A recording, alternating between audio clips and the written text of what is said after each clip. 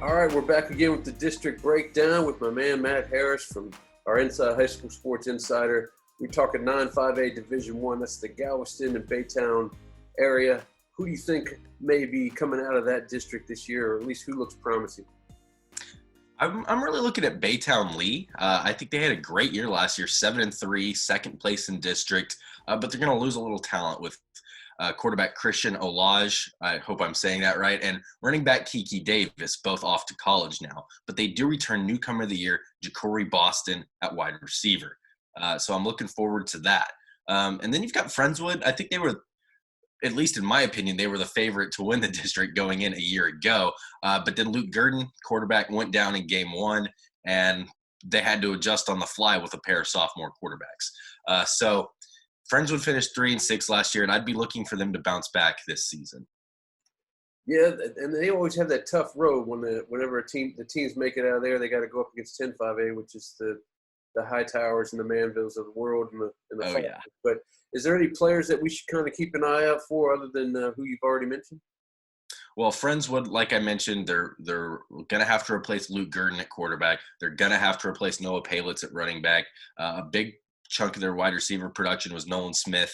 But they return second-team wide receiver Aiden Stokes, so he'll help fill that role. I'm keeping an eye on Aiden Stokes to be a big playmaker for the Mustangs and whoever steps into that quarterback position.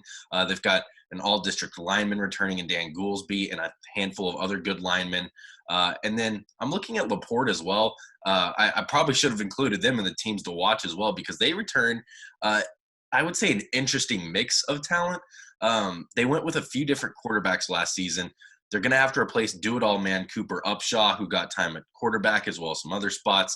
But they also got a little run-in for Tristan Spears and Jamad Jackson at quarterback as well. And they were both sophomores. So now they'll be juniors and looking to make a difference. And they also returned their leading rusher, Kobe Garrett, who was also a sophomore. So LaPorte was really young last year, and I would expect them to improve on that youth with a lot of returning talent for this season. And then obviously I've already mentioned Ja'Cory Boston at Baytown Lee, the newcomer of the year. He'll be back for the Ganders.